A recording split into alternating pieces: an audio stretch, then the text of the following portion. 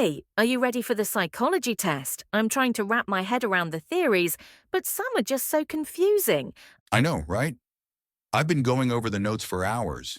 Which theory are you stuck on? Mostly Maslow's hierarchy of needs. I get the basic idea, but I'm struggling with why each level is ordered the way it is. Why, for example, is esteem lower than self-actualization? Good question. I think it's because self-actualization is more about reaching your full potential, which is the ultimate goal, right? Esteem is more about how we feel about ourselves, which is important but doesn't quite fulfill the same personal growth as self-actualization. Yeah, that makes sense. And I guess without esteem, you might not even believe you can reach that potential. So it's almost like you need each level to progress to the next. Exactly. Plus, if you think about it, each level reflects different priorities. When you lack basic needs like food and shelter, that's all you focus on. Once those are met, you can focus on higher needs like relationships and achievements. Right. And speaking of achievements, I'm also trying to memorize all these stages of cognitive development for Piaget's theory.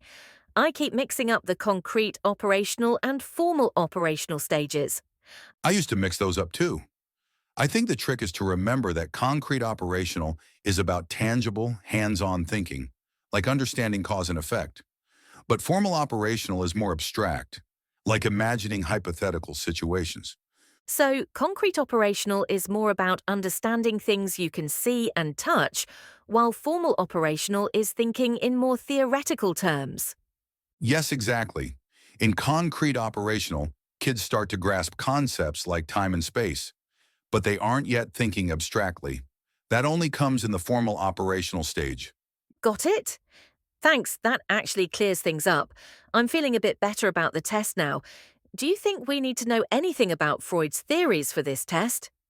I think so, but I'm not sure how in depth. We definitely need to know the basics. Ah, right. The id is our primal desires. The ego tries to balance it with reality. And the superego is like our moral compass, right?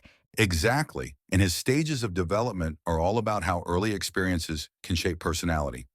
It's interesting, but kind of hard to keep track of each stage's focus. True, but at least we don't have to analyze every stage in detail. Just knowing the main idea behind each one should be enough. By the way, have you thought about how you're going to answer the essay question? I think I'll focus on comparing the theories of Maslow and Piaget. They both look at development, but in different ways. Maslow is more about personal growth, while Piaget is more about cognitive stages.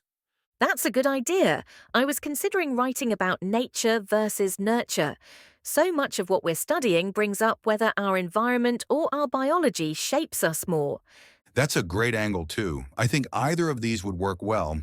We just need to remember to give examples and explain why each theory supports our argument. For sure. And maybe I can bring in an example from our lives, like how we both learned to study differently as we grew up. Yeah, real-life examples make it easier to relate to. All right, I think we're ready. We'll just need to review a bit more, and then we can tackle that test. Agreed. Thanks for the help. I feel much better prepared now. Anytime, let's ace this.